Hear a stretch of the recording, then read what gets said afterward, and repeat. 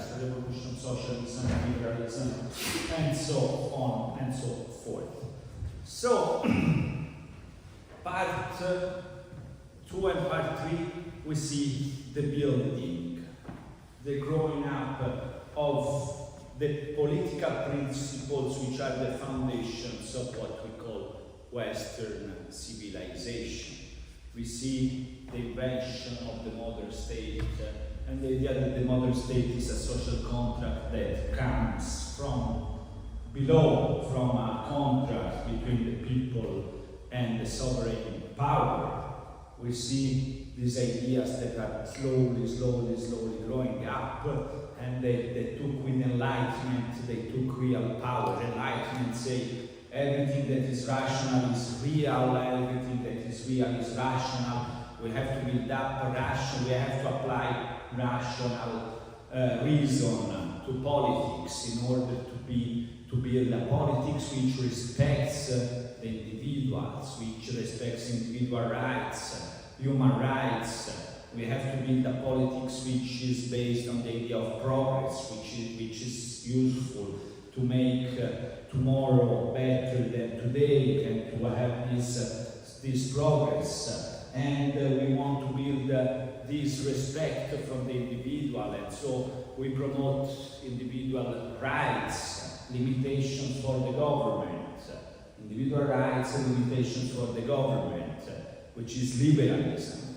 We want to give power to the people. We want to build up popular sovereignty in order to promote equality, which is democracy. And also we want also social equality, which is socialism.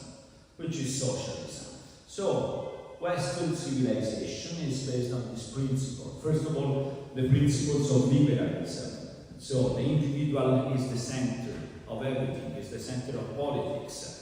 Politics, the state must respect the individual, and we have this idea that there are human rights that no states, no government can touch upon these individual rights. And we have to give, there is sovereignty, and we have to give sovereignty to the people. How? By making the people electing the legislative power, the parliament. So we have democratic countries, because in democratic countries are those countries where the people elect the legislative power, the parliament. So liberal democracies, and these are the basis of the Western civilization. And from the Enlightenment, Western civilization say these ideas are so beautiful that we have to bring them from the West to all the countries in the world, and we have to apply politics to rational reason, to politics, in order to build up this. Part 4, which we go today, is the crisis of this system. In part 4, we will start analyzing the crisis of this system. We will see the 20th century, the past century. What happened in the 20th century? So, nothing. What were the main events in the 20th century? The Second World War. The Second World War. The first and the Second World War. Yeah, we have 2 world wars. What else? Cold War. What else?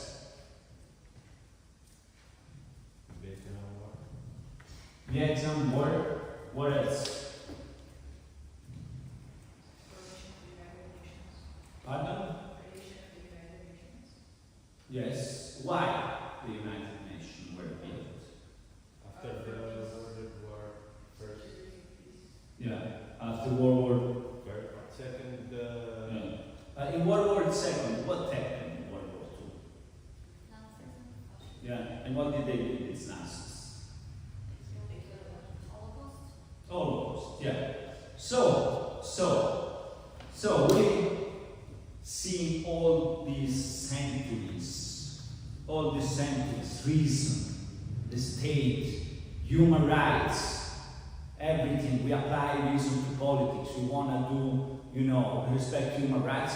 Then we get to the 20th century. The 20th century is the bloodiest century in history of humanity, because we have big technologies and we apply technology to kill people. It's at the end of World War II, the Americans, the Alleati, the Americans, the Britons, those who win the war, they enter Germany, they invade Germany, and they discover Auschwitz, Dachau. They discover, concentration camps. Concentration camps. So these are beautiful progress of science, these are beautiful progress of technology, are being used by the state, by the German state, to kill millions and millions of people. So this growth of the state, instead of promoting human rights and so on, what they do? They use it to kill people, to wage war and to build concentration camp in which you use gas to exterminate populations. So this is what's happening. So you see that there is a kind of nemesis of the principles of the Enlightenment. The Enlightenment say, all the centuries, we want to get rid of the centuries of superstition, of the Middle Ages. We want to build a new rational world based on science, based on progress, based on a state which is able to promote human rights. But then we see that we being the stronger state, built Germany, become an instrument for death, for war. Millions and millions of deaths in World War I, and then again much more millions of deaths in World War II. And we applied science, we applied technology to do what? To kill people, to organize systematic killing of people. This is what happened in the 20th century. So we said the main principle of social contract theories of Enlightenment was reason. We have to use reason to understand everything. But at the beginning of the 20th century, we see, new thinkers that are not that sure that reason. We have to use reason, and that the project of the Enlightenment is the best thing. Sigmund Freud said, you like reason.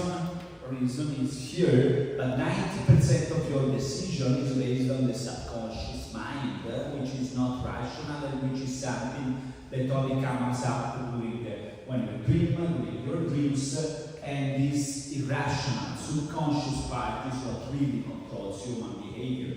So, in reality, human behavior is basically based on instincts, on sexual instincts, on traumas and irrational things. But this is, it's not a philosopher properly, so we consider another person today. We consider Friedrich Nietzsche. Friedrich Nietzsche is the strongest theorist that criticizes the Enlightenment values. So he lived through the second half of the 19th century, but he was the first one who conceptualized the crisis of the Enlightenment project, who developed a very strong critique of the Enlightenment project. So, what happened to him, let's see, is life. So, he was born in 1844, okay? He had a father. His father was a pastor, Lutheran pastor, okay? So he was a kind of priest. He loved very much his father, he was happy with the family and so on and so forth, but this father got brain cancer and died, suffering a lot. And so Nietzsche started to get very angry at God. He said, God, but this guy, my father was working for you, he was a minister, and so on, why he suffered so much? So he was teaching at the university, but he was not happy, so he even resigned from university. He left university, he was not in good health at all. He was not good health at all. He suffered cold, He suffered cold very much, so he even came to Messina because he thought, yeah, Messina is in southern Europe, so I'm gonna, it's gonna be very good weather. But he only stayed 1 month because it's cold in Messina. You come to Messina because you think it's good weather, but it's not. Same happened to me, I must say. This March was horrible. And Nietzsche felt the same. So he came to Messina, he lived in Messina for a while. Then, in his late life, in 1889, he fell into insanity. He lost his mind. He became crazy. Because it was kind of consequence of the way of reasoning he was pursuing. So Nietzsche, what is the main point of Nietzsche? The main point of Nietzsche is God is dead. This is the most famous thing. God is dead. God is dead. Who killed God? Why? You know that Nietzsche, you write this kind of book, like, especially those books that are too strange, not exactly a philosophical essay. It writes philosophy through aphorisms. So it's halfway between a novel and a philosophical essay. So he speaks through aphorisms. And the most famous aphorism is, God is dead. Who killed God? We killed God. We killed God. So why God? Why is God is dead? God is dead because, as you saw, we spent centuries and centuries and centuries getting rid of the domination of superstition, of religion, of the domination of the primacy of Catholicism, of the Catholic Church, of Christendoms, and so on and so forth. So somehow we killed God, and then through enlightenment, enlightenment say we have to replace religion with science. So we killed God through enlightenment. But Nietzsche was not happy with this. Why? Because he said we just replaced our faith in God through a faith in science, in reason. We have an acritical belief that everything that is said by the science is the truth. We just replaced God, which was, at least it was a metaphysical principle, with a very cold principle of reason, in which we just believe in this principle, in these things. We believe in these things not because we understand, but because we believe in this principle. We know a real understanding. Let's see some example. We say every time we say, progress, science, that's so beautiful, technology and so on, but then at the same time we see that this technological development is destroying the planet, is fostering environmental change, social control, surveillance through technologies and so on. So we believe that progress is good, that science is good, but then we see that the consequences of science and the consequences of technologies are destroying society and are destroying the planet.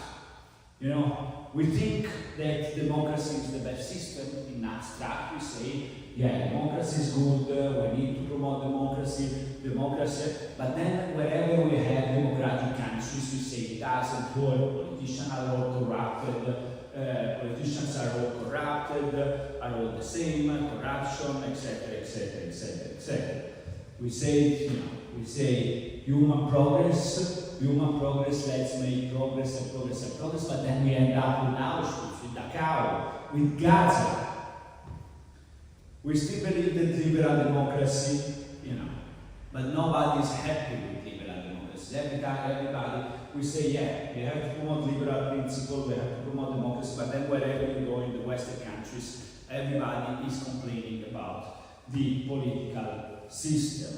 So the modern faith on science, and rationality is based on nothing.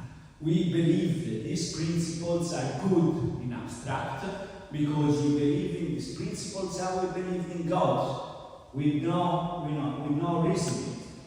So we have a faith, we had a faith on God, and now we have just have a faith on rationality and on science. But this faith is based on nothing. Because when we go to see the consequences of this thing, we see that we are contradictions. We see that they are based on nothing. We believe in something that is based on nothing. And believing in something that is based on nothing for Nietzsche is nihilism. Nihilism. Nihilism. So, Nietzsche is developing this concept of nihilism. So, he says, the Western Enlightenment began when we separated the truth of the world from the idea of God, that God created it. So, in the Middle Ages, we say the world, and we say this world is true because God created it. Okay? We place truth and then after, with the Enlightenment, we say no, the truth we have to discover truth by using science, by using rationalism, by using reason, and so on. But we just replaced the faith on God in this new faith on reason and the scientific methods. You know, but this when events and things in the world were understood as created by God, the meaning of any phenomenon referred back to a divine force. They spoke to it. Those comments were sent from God as they were flawed and famines. Like, for example, let's say epidemics, pandemics. We always had epidemics and pandemics in the history of humanity, but for centuries, you know, we say this pandemic, this epidemic is because God is angry at us, because we were sinners, and so on and so forth, and so God, you know, sent us this famine or these epidemics. Right now, we have the COVID pandemic, and you know, and we believe that science is the only thing that can explain in everything. And then science gives one explanation one day, another explanation the day after, another explanation the day after, but we still believe that science has the truth, even if it's contradictory. Even if one day science tells you that COVID, Corona, and so on was born because of a pipistrello, how we call pipistrello in English? Come, pipistrello. Birds? Which one? The one who created COVID. The rats. The Bats? The bats. Yeah. So someday the science say, yeah, we had a bat, one Chinese guy eat a bat, and then we had COVID. Then the day after they created in a lab. They created in a lab. Then they say, well, yeah, we cured COVID by not by doing this, and then we have all the vaccine, you know. And then we have, when there was the pandemic, we say, yeah, if science says, then it's true. So we replace just believing God into believing in science, in the same belief that whatever science says is true. So it's the same belief, but for Nietzsche, you know, at least when this was, you believed in God, in what God say is true, there is something which has a foundation, which has a belief, which is founded on metaphysical faith. While the new faith on rationality, it's cold. It's cold. It doesn't have, you know, it doesn't have such a, you know, strong transportation that the religious faith had. So, after enlightenment, it is still possible to believe in both God and truth, but something fundamental has changed. We can continue to believe in both God and truth, but they will shine in a world that has become darker. The world has become darker because this faith in science is cold. It doesn't bring anything to us. So, truth, now reconfigured as reason and science, still carries residues of the theological and metaphysical conception it claimed to leave behind, because we believe that everything that science says is true. We cannot criticize science. These residues appear in a continued reliance on the ideas that truth is simple, pure, and good, that it remains constant, unchanging, that it is universal. This judgment reflects a legacy of Platonism and Christian philosophy that must be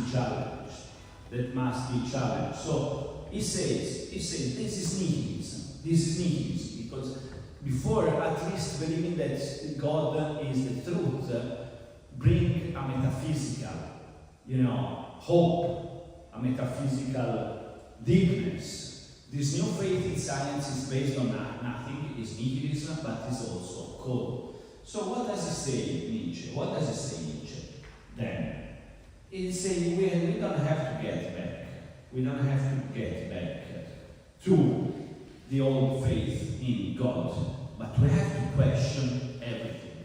We have to reinvent our value. We have to question what is the origin of our values. So, in this sense, we will see that Nietzsche is the founding father of what we call existentialism.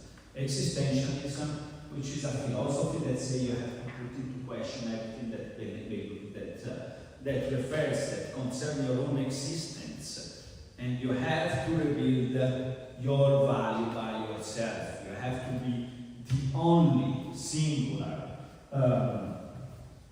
actor of your life. So he established this genealogical approach. So he wanted to challenge everything by saying, why do we believe in this way? So he didn't like, for example, the morality of Christianity. Say, we think that certain things are good, certain things are bad, but why? And then so he say, why these kind of things we decided that this is good, that this is bad? Why treating weak people is good? Why treating weak people is good? And so he get back and he say, the origin of Christianity, of the Christian values, are the fact that the slaves were the first one, were the biggest mass of the new Christians. And so through these slaves, we built a morality which protect the weak, which protect those who are, sick. And this is a moral that protects the weak, the moral of the slaves, you see. So it was a genealogical approach, which means we have to understand why we have this value, why we created this value. So we can challenge them, we can change them, right? So, genealogy is the analysis of how we decided what we consider good and bad. We came to this decision. Why these values have become hegemonic. How this morality was built from the beginning. So we get back in order to challenge the values that we have and to rebuild these values from scratch. Existentialism, to put in question the foundations of our existence. So the genealogy aims to understand the origin of the opposition between God and devil by asking what relations of domination and submission constituted this opposition. Our morality comes from slavishness. It is an expression of weakness.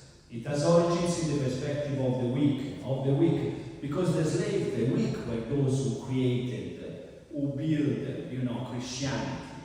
And so God and devil have been defined from the perspective of the slaves, of the weaks, and created their God as Christian, but also as Jewish, as Buddhists, and the concept of culpability, of guilt, are the basis of this morality.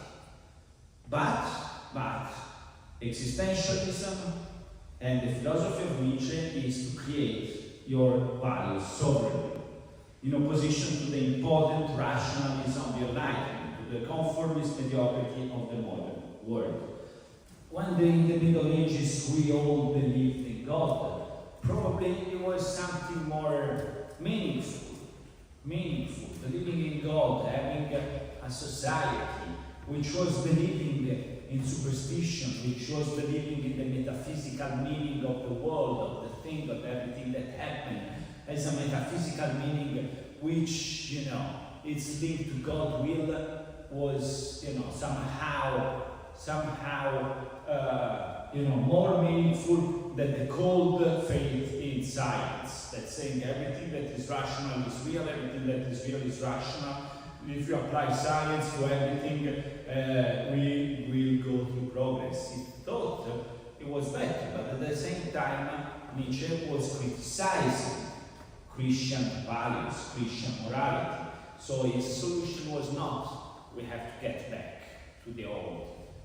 Christian value. We cannot get back to Christianity, but we have to reinvent our value. We have to question our values, and we have to create our own values. In this sense, is the founding father of all postmodern theories. Postmodern theories are all the theories that say we cannot understand the world through big ideologies, through big systems, and so on, because the world is complex and there is the singularity of all events, and we cannot make big general statements. So in postmodernity, all the big isms are not existing anymore. Socialism, communism, big ideologies, and so on. Postmodernism is a word that is fluid. And Nietzsche was the first one who was saying that, yeah, the world is fluid, so we have to reinvent our values. And so this is what he tried to do with, his own life. He left the university, he went to the mountains of Switzerland, and he tried to reinvent all values, to recreate entirely the values for himself, and to rethink entirely the values. But this, as a consequence, brought him crazy, because he was thinking a lot by himself. Also, he was health broken for a woman, and so at the end he became crazy because he wanted to reinvent all values. But this was a too difficult task for him. So he created some concepts like the superhuman and so on and so forth, which were not very strong. He got crazy. And his concepts were, it's not published. Things were taken by the sister put it all together, and the Nazis used it a lot, even though, and so for a while he was considered a Nazi philosopher because he used concepts such as the Übermensch, the Superman, but Nietzsche was an individualist. He would never have liked a mass regime like Nazism. But he was used by the Nazis when he tried to create these new concepts. Okay? But what he was trying to say, he was the one who understood better than any others the nihilistic crisis of the Western world, of the values of the Enlightenment. He left his teaching at the university and he went to the mountains of Switzerland to think how to reinvent human beings from scratch. This was the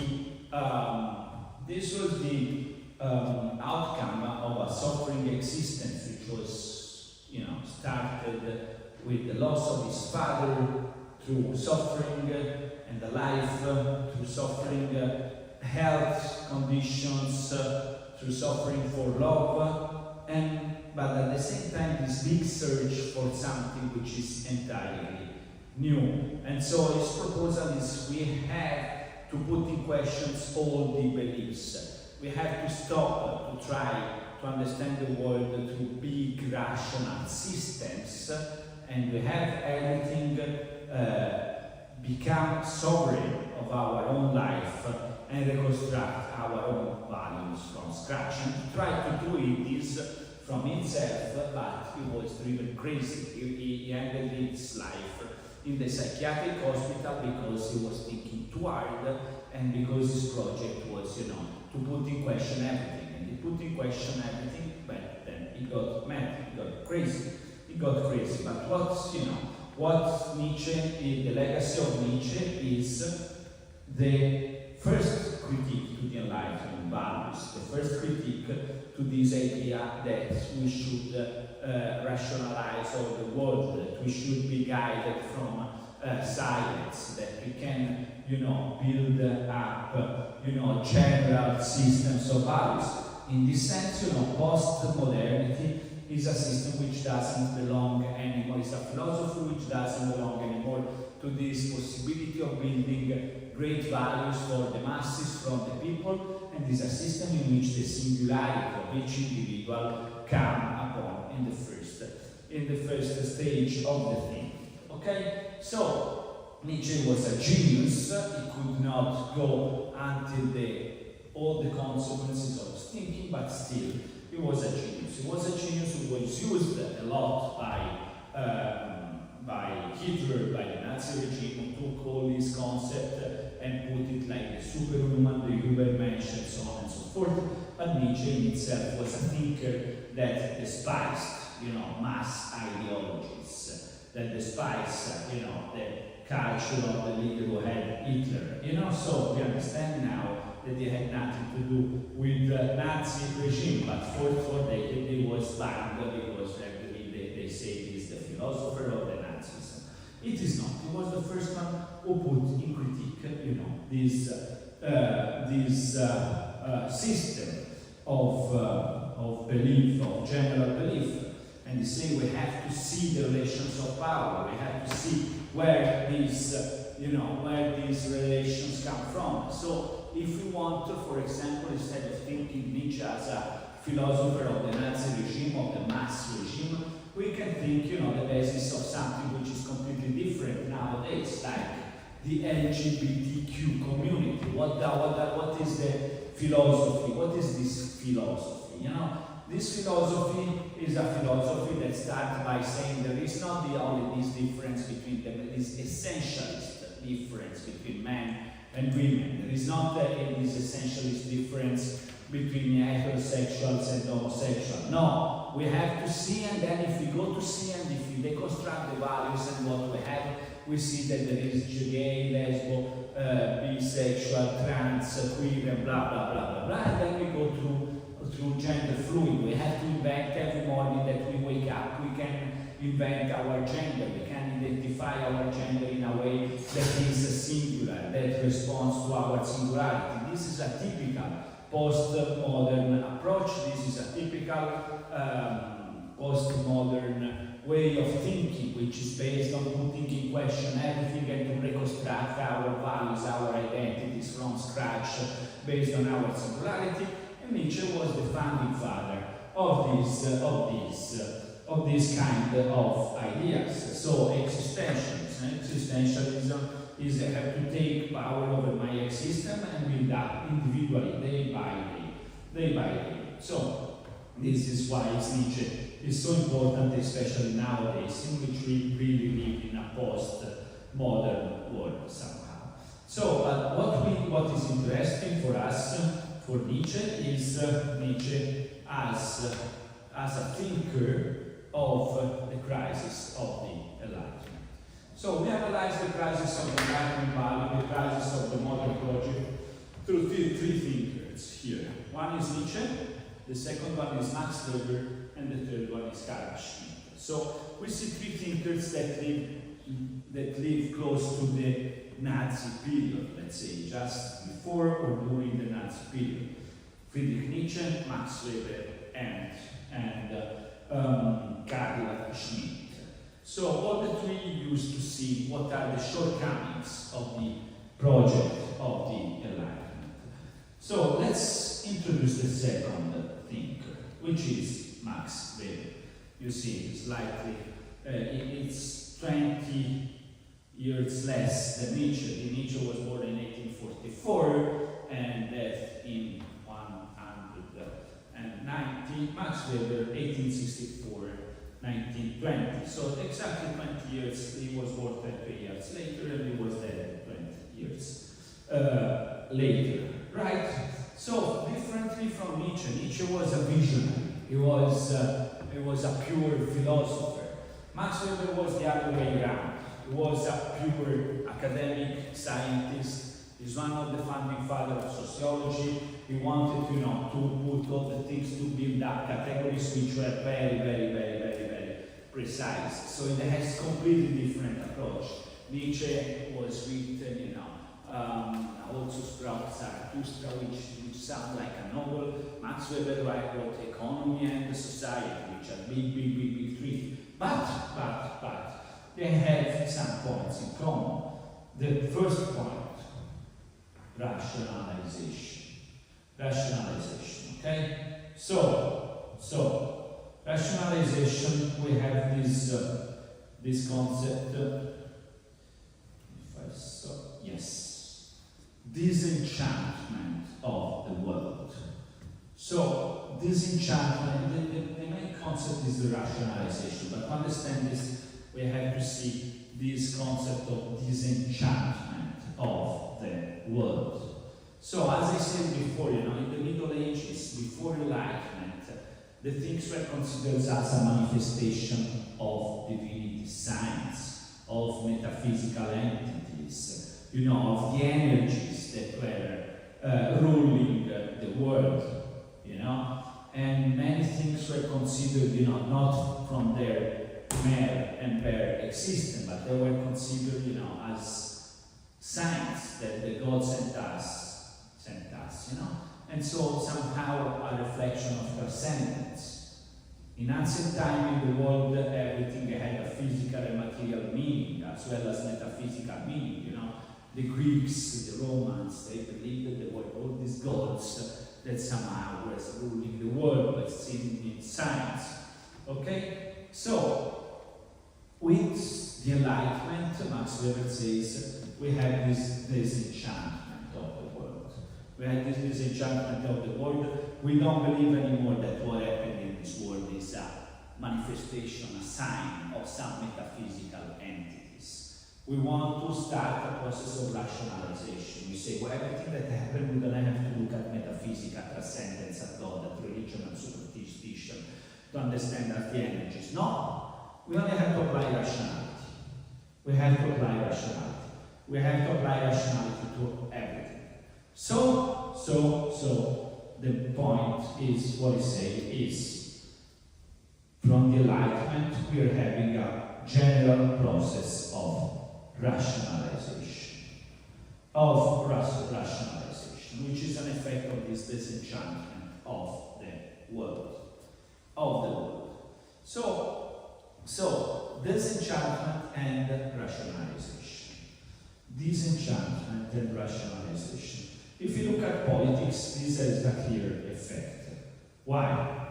Because if we look at power, for example, if we look at power, we say we have three different kinds of power. We have different kinds of power. We have the power, because the study of politics is the study of power, of political power. So I say we have three different types of power. Types of power. One is the traditional, one is charismatic, and one is the rational power. We have these three systems. Modernity, Enlightenment is promoting the rational, the bureaucratic power. What is the traditional power? Traditional power is a power that comes to you through tradition, like kings. We say, he's king because there is a tradition which established what bloody lineage. It has to be power. The Pope. Why we like the Pope in this way? Why we decide the Pope in this way? Because it's a tradition, 2,000 years, and we say, the Pope is somehow, it's voted by the clergy, but somehow the divine will that through this that choose the Pope. So we have a traditional kinds of power, or the shamans, or in the tribus, the leader of the tribu, it's a tradition. It's based on tradition. This is one. Second type of power, charismatic. You have a guy who has charisma, who has a strong charisma, maybe because he's the most intelligent, maybe it's the one who's better at making, statements. This is like, Napoleon, charismatic power, Genghis Khan, charismatic power, Hitler, charismatic power. Charisma means that you have special individual features that gives you power, because you have this individual feature that's, allow you to exercise this charisma over other people. Okay?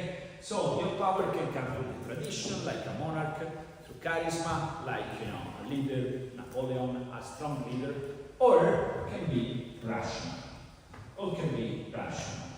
Rational power.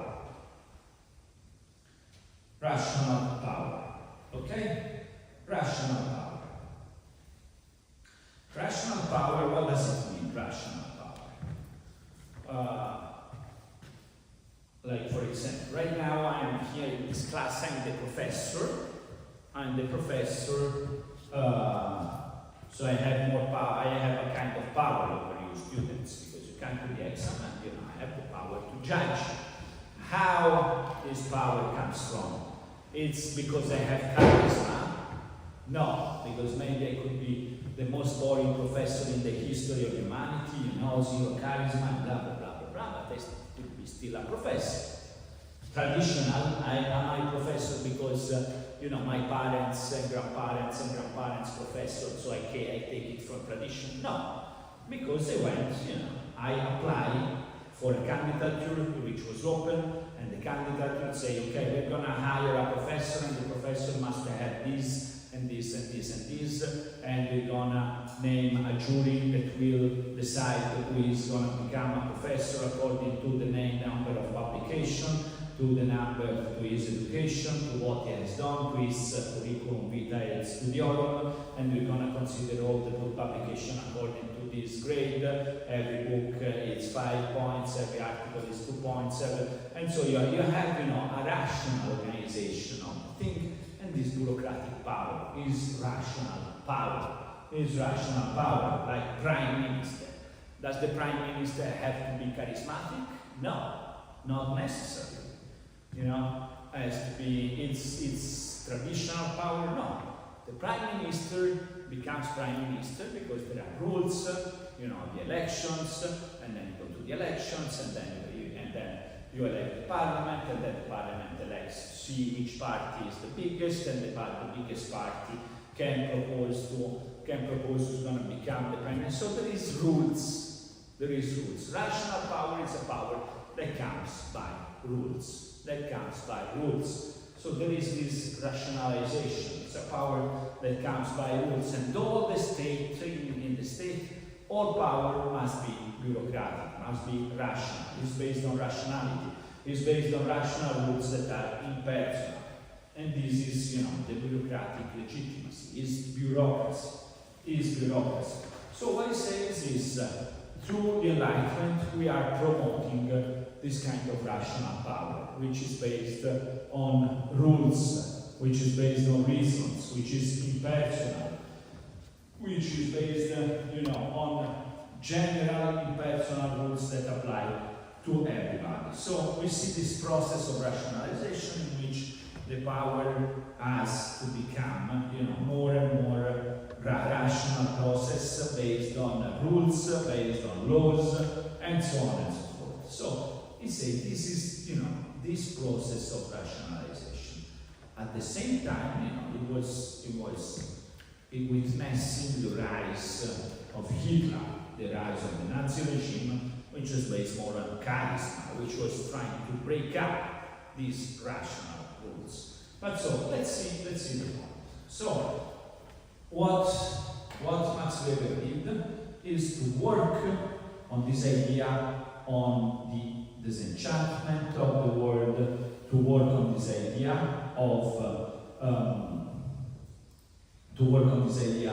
of rationalization, and through rationalization he analyzed the two main things that are in politics, in modern politics. Two main things in modern politics. The two biggest things we have in modern politics are capitalism and the state. Capitalism and the state. So we say both of these things we created through rationalization. The state for him is pure rationalization. You establish bureaucratic power. You establish bureaucratic power, and because what? Because you want to give individual rights to everybody. Because you wanna produce a system in which the state is the result of a social contract. So you want to give popular sovereignty. To give popular sovereignty, you have to give the right to vote, the political rights.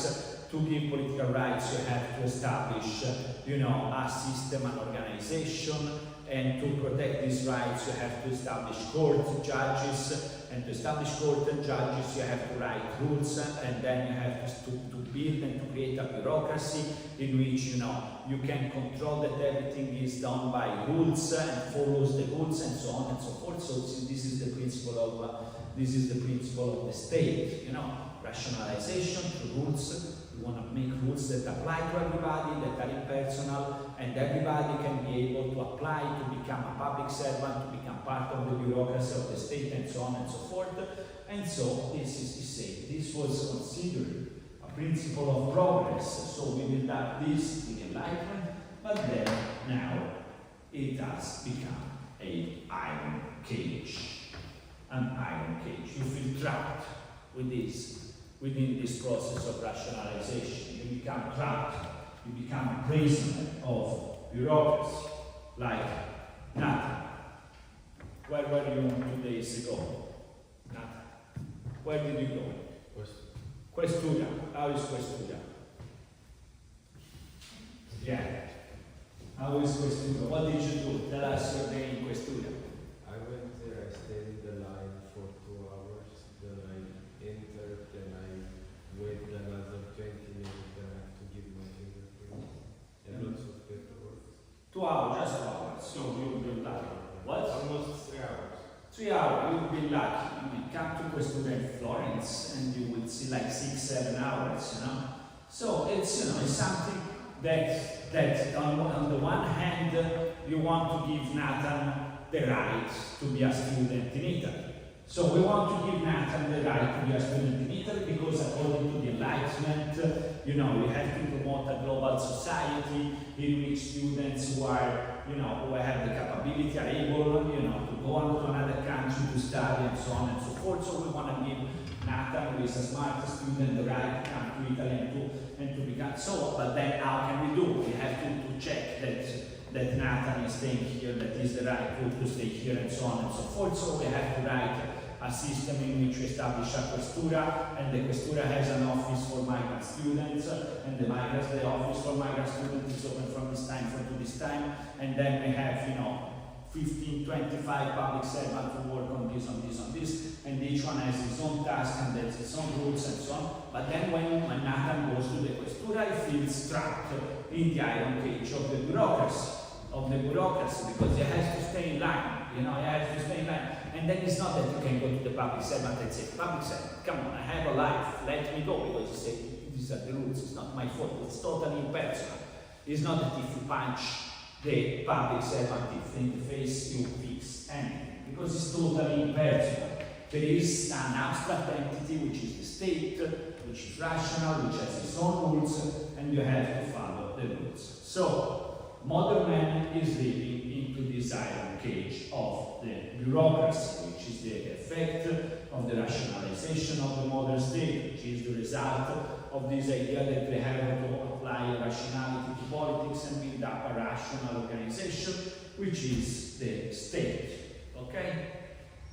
Same applies to capitalism. Then we will see. So the point is, on the one hand, the project of the Enlightenment was a project who wanted to promote some good rational values. But this rationalization of the world ended up to become an iron cage.